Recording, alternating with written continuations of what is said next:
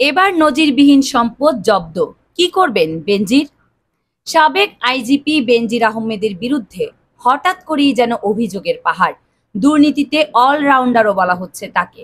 অনুসন্ধান চলাকালে দুদকের আবেদনে ইতিমধ্যেই সাবেক এই পুলিশ প্রধান সহ তার স্ত্রী ও ৩ মেয়ের নামে থাকা ৬২১ বিঘা জমি জব্দ করার আদেশ দিয়েছে আদালত। একই সঙ্গে তাদের চারটি ফ্ল্যাট ও ৩৩টি ব্যাংক হিসাব ফ্রিজ করারও আদেশ দেওয়া হয়েছে। এখন প্রশ্ন হলো, সব সম্পদ জব্দের পর কি করবেন বেনজির? পরিবারের সদস্যদের নামে রাজধানীর গুলশানে একদিনে 4টি ফ্ল্যাট কিনেছিলেন পুলিশের সাবেক মহাপরিদর্শক বেনজির আহমেদ। বছরখানেক আগে ২০২৩ সালের ৫ই মার্চ রাজধানীর অন্যতম দামি ও অভিজাত এলাকায় কেনা ফ্ল্যাটগুলোর দাম দেখানো হয় মাত্র ২,১৯,০০,০০০ টাকা। তবে এবার সেই 4টি ফ্ল্যাট সহ তার ১১৯টি দলিল জব্দের নির্দেশ দিয়েছে আদালত।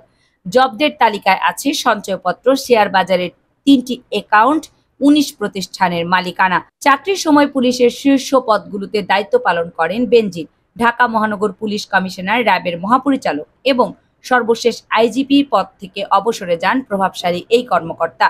এরপরই বেরিয়ে আসে বেনজির ও তার স্ত্রী ও কন্যাদের বিপুল সম্পদের তথ্য, যার বাজার মূল্য কয়েকশো কোটি টাকা বলে সংশ্লিষ্টদের ধারণা। একজন সরকারি কর্মকর্তার বেতন এর টাকায় সম্পদের এমন পাহাড় গড়ে তোলা সম্ভব কিনা তা নিয়ে যেমন প্রশ্ন উঠেছে, তেমনি এই সম্পদের অনুসন্ধানে নামে দুর্নীতি দমন কমিশন দুদক। মাঠে নেমেই তদন্ত কর্মকর্তারা সাবেক আইজিপির বিপুল সম্পদের সন্ধান পান। প্রথমে বেনজির তার স্ত্রী ও সন্তানদের নামে থাকা সম্পদ জব্দ করতে আদালতে আবেদন করেন দুদকের তদন্ত কর্মকর্তা। আবেদনের পরিপ্রেক্ষিতে বেনজির আহমেদ ও তার স্ত্রী সন্তানদের নামে থাকা এসব স্থাবর ও অস্থাবর সম্পদ জব্দ ও অবরোধের আদেশ দেন ঢাকা মহানগর আদালতের সিনিয়র স্পেশাল জজ মোহাম্মদ আশরাফ জগলুল হোসেন। এদিকে আদালতের আদেশ কার্যকর হলে বেনজিরের সম্পদ ও ব্যাংক অ্যাকাউন্ট যে অবস্থায় আছে সে অবস্থাতেই থাকবে। তিনি এগুলোর মালিকানা বদল, হস্তান্তর কিংবা বিক্রি করতে পারবেন না। তাহলে প্রশ্ন হলো, বেনজির আহমেদ কি এখন সম্পদ জব্দ ও ব্যাংক অ্যাকাউন্ট অবরুদ্ধের আদেশ ঠেকাতে আদালতে যাবেন? সেই সুযোগটি কি তার আছে, বা এর পরবর্তী প্রক্রিয়াটাই বা কি হবে? এই বিষয়ে জানতে কথা হয় সুপ্রিম কোর্টের আইনজীবী শাহদিন মালিকের সঙ্গে। তিনি বলেন, মামলা হওয়ার আগেই সম্পত্তি ক্রোকের আবেদন দুদক আইনেই আছে।